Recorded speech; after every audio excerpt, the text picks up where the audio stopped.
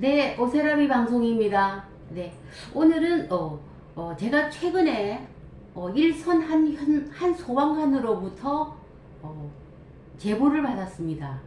이 내용이 뭐냐면은 전 소방관에게 성인지 교육을 의무적으로 실시한다 라는 그런 안내장이었어요.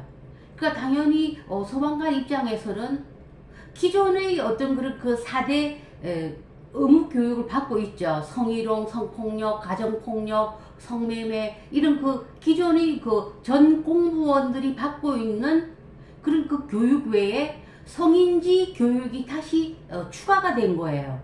네.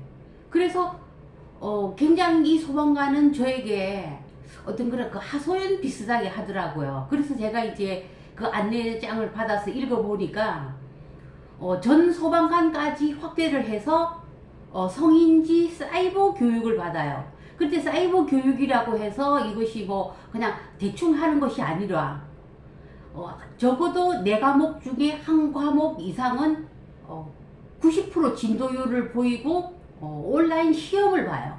그 온라인 시험의 점수가 60점 이상이 되어야 돼요.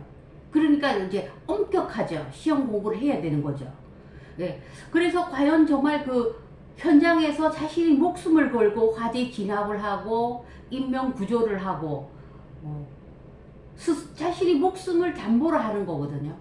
그런 그 절박한 화재 현장, 절체절명의 그 화재 현장에서 인명을 구조해야 되는데 정말 이 성인지 교육이라는 것을 해야 되나?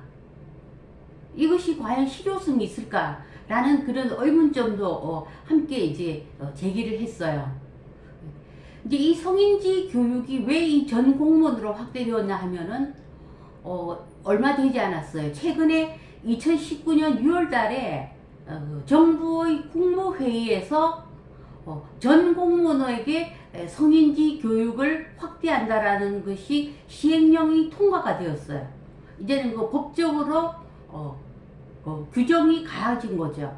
그래서 이게 이제 전체 기존에 있는 모든 공무원들은 다 성인지 교육을 받고 소방관에까지 이제 일선 소방관에까지 확대되어서 이것을 성인지 교육을 받고 시험까지 봐야 되는 그런 거예요. 그래서 이게 이 소방관의 성인지 교육 내용을 보면은 재난 현장에서 젠더, 양성평등과 성주류화 패러다임. 그 말이 참 모호하고 불확실하죠. 그리고 우리가 이제 기존에 이제 성인지 감수성이라는 것이 우리나라에서 이제 거의 법원의 판결 기준이 되었잖아요. 2018년 4월 달에 최초로 대법원에서 성인지 감수성이 결의되었다라는 것이 대법원 판결로 났고, 또 최근에 또 그 안희정 전 충남지사의 그 대법원 상고심에서 원심과 똑같이 이제 성인지 감수성이 이제 이것이 되었는데, 그러니까 이게 이제 전부 성인지 라는 내용으로 전 소방관에까지 이렇게 교육을 실시하는 거예요. 그래서 제가 이제 최근에 제가 고정적으로 칼럼을 기고하고 있는 시사 주간에도 제가 이제 이게 여기에 대한 문제점을 이제 칼럼을 기고를 하기도 했는데, 이거 보면은 최근에 이렇게 순직한 소방관들이 굉장히 많아요. 그러니까 목숨을 걸고 화재 진압을 하기 때문에 최근에 한 10년간 순직한 소방관만 50명이 넘고, 그리고 정말 그 심각한 부상을 입은 소방관들도 속출하죠. 그리고 스스로 목숨을 걸고 화재 진압에 나서고, 그리고 요즘에는 응급 환자 수송이라든가 이런 소방관의 그 기능이 날로 확대가 되고 있단 말이에요. 그래서 늘 그 긴급한 상황에 처해지는 그런 현장에 투입되는 소방관에게 과연 그 소방관에서 젠더가 어떻고 성인지가 어떻고 양성평등에 대해서 생각해볼 어떤 결을 있고 그것이 적용이 가능할까요? 그 법이 너무나 이제는 그 엄격하게 계속 이렇게 규제를 가하는 거예요. 법이. 그 법은 도덕의 최소한이라는 말이 있거든요. 그리고 우리가 이제 그 영국의 그 17세기 중세시대 때 마그나 카르타 대헌장부터 시작해서 이 법치 제도는 꾸준히 이제 사회 제도로서 개선되어 오고 역할이 왔지만은 현재 이 대한민국에서는 각종 그 성 관련한 규제, 성 관련한 법안이 계속적으로 지속적으로 이렇게 만들어지고 있으면서 정말 그 법이 너무나도 엄격하게 적용이 되고, 그리고 성인지라는 불분명하고 불확실한 법이 굉장히 많이 적용이 되는 거예요. 그래서 정말 그 인간이 아닌 법이 지배하는 사회가 되지 않나 라는 그런 우려도 좀 들고요. 그리고 이렇게 특정 성별 이게 성인지라는 것이 어떤 그런 여성을 대상으로 하고 여성을 깨게 기준이 되는 그런 거기 때문에 어떤 특정 성별, 특정한 규범을 요구를 소방관에까지 할 수 있는가 라는 저는 그 의문점을 제기를 하고, 저에게 그 하소연을 해온 소방관도 사실 마찬가지예요. 목숨을 걸고 나간 사람에게 당신이 성인지가 결여되었다, 성인지가 미흡하다, 성인지 감수성 발휘하세요, 성인지가 부족해요.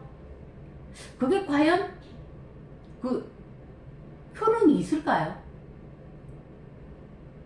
이렇게 우리가 법이라는 것이 이렇게 옥상옥 계속 법을 만들어 나간다는 것이 좋은 것이 아니거든요. 네. 그래서 이제 그 소방관이 저한테 안내장을 보내왔고, 이 소방관이 성인지 교육을 받았어요.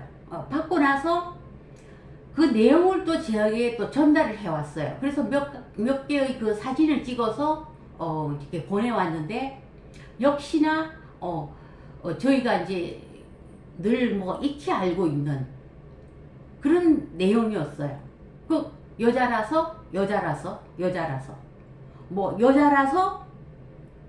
같은 일을 해도 월급이 적어요. 그 소방관 사회부 교육에 이런 게 나와요. 여자라서 같은 일을 해도 월급이 적어요. 근데 우리나라는 엄연히 남녀 고용평등법이 있고, 같은 일을 해도 월급이 적으면은 고용노동부에 고발을 해야죠. 이건 처벌 대상이에요.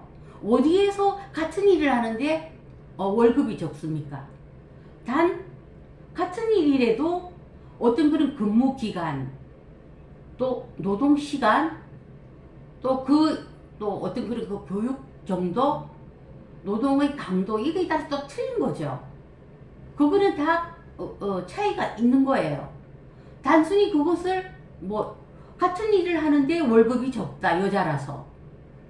이게 도대체 어디서 나온 조사입니까? 이런 것을 소방관의 그 사이버 교육에 가리킨다는 겁니까? 그리고 두 번째는 맞벌이 중 남자들이 가사노동이 적다. 또 늘 해오던 얘기죠. 그러니까 남편은 맞벌이 부부일 경우에 남편은 하루에 퇴근하고 나서 40분을 하고 아내는 3시간 반을 가사노동을 한다는 거예요. 자, 그러면은 3시간 반이 아니고 3시간 14분이네요. 여기 자료를 보니까. 그러면 남편은 40분하고 3시간 14분을 한다, 아내는. 그럼 여기에 대해서 우리가 그 안에 세부적인 디테일한 내용을 봐야 되는 거예요. 그러면 남편이 아침에 7시에 출근해서 저녁에 9시, 10시 들어왔다. 그러면 가사노동 시간이 짧아질 수밖에 없죠. 반면 대부분 또 아내들은 아이가 있고 자녀가 있고 이러면은 파트타임을 할 수 있고 근무 시간이 짧아요. 9시에 나가서 한 3, 4시쯤에 오후 3, 4시쯤에 들어온다. 그렇게 되면은 아무래도 집에서 하는 일이 많아지겠죠. 가사노동 시간이. 그러니까 남편은 그러면은 하루 종일 10시간, 12시간까지 12시간을 일을 하고 집에 들어와서 또 그러면 밤잠을 자지 않고 또 아내가 일하는 만큼 3시간을 해야 되나요? 이런 계산이 어떻게 이게 단순 수치로 이렇게 가능합니까? 그리고 도대체 이게 어디서 나온 수치인가요? 제 주변의 남편들 보면 정말 가사일 열심히 해요. 주말에도 운전해서 가족들 태우고 마트에 가서 장 보고 도와주고 장 봐와서 다 이렇게 뭐 식품 저장국에 칸에 다 보관하고 아이들 간식 먹이고 또 요리도 같이 하고 설거지도 하고. 제 주변에 이 남자들은요, 나이가 많건 적건 요즘엔 전부 가정일 가사일 분담해요. 그리고 출근할 때 음식물 쓰레기 뭐 종량제 봉투 다 들고 엘리베이터 타고 내려가서 버리고 그래요. 이것이 도대체 어디서 나온 수치예요? 이렇게 그 소방관에게 이런 걸 가리키려면은 정보 출처를 정확히 보여야 돼요. 단순히 아내는 3시간을 일하는데 가사노동을 남편은 40분밖에 일하지 않는다. 그것은 서로 노동 시간이 틀릴 수가 있다는 거예요. 그 단순히 이런 식으로 하면은 이런 자료는 정말 그 성갈등을 일으키는 그런 자료예요. 그리고 또 여성 안전 주차 구역, 이게 이제 여성 전용 주차 구역을 이제 말을 바꿨네요. 여성 안전 주차 구역이라고. 네. 그것이 이제 필요하다는 거예요. 그게 여성 전용 주차장이 사실은 참 사회적으로 많은 논란이죠. 여성 주차 구역이 따로 있으니까. 전 세계에서 있는 나라 우리나라 뿐이잖아요. 그래서 이게 이제 그러니까 여성 안전 주차 구역인데 이것이 왜 필요하느냐? 이 성인지 교육에서도 이렇게 가르쳐요. 여성은 사회적 배려가 필요하다. 여성의 사회적 역할을 감안해야 된다. 그래서 여성 전용 주차장이 필요하다는 그런 논지예요. 그 여성이 사회적 배려가 필요한 존재입니까? 여성이 아동이고 여성이 환자이고 여성이 장애인인가요? 왜 여성과 남성이 차별을 받아야 되나요? 이것은 남성에 대한 차별이죠. 다 같이 운전하고 다 같이 이 땅에 살아가는데 왜 여성 전용 주차장이 필요하고 그 여성에게 사회적 배려를 해야 하고 여성이 사회적 역할을, 그러면은 남자들은 사회적 역할을 하지 않나요? 저는 이것도 굉장히 잘못된 교육이에요. 여성을 왜 그렇게 자꾸만 어떤 환자 취급, 도움이 필요한 존재, 여성을 어떤 약자화, 그렇게 취급을 하는 겁니까? 여성계는 정말 이런 그 교육안을 만드는 것에 대해서는 정말 반성해야 돼요. 각성해야 됩니다. 그리고 마지막으로 한 가지가 더 있는데, 두 개가 더 있군요. 그 아내의 경력 단절이라는 거예요. 그래서 이게 자료에 보면 아내의 경력 단절은 남편이 이제 장시간 노동을 하게 되고, 그 다음에 이것이 아내의 경력 단절은 노년의 가난, 그리고 고독사로 이어진다. 그런 그 교육안이 있더라고요. 그 아내의 경력 단절에도 여러 종류가 있어요.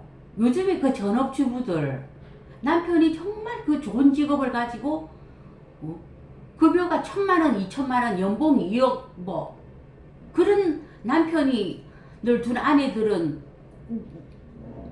직업을 가질 필요가 없잖아요. 그냥 집에서 전업주부예요. 그거 다 경력 단절로 친다면은 그거는 또 이것도 잘못된 거죠. 아내가 경력 단절이라고 해서 반드시 노년이 가난으로 이어지고 고독사로 이어진다. 이것은 너무 지나치게 확대 해석한 거예요. 제 주변에 전업주부들 한마디로 굉장히 팔자 편하죠.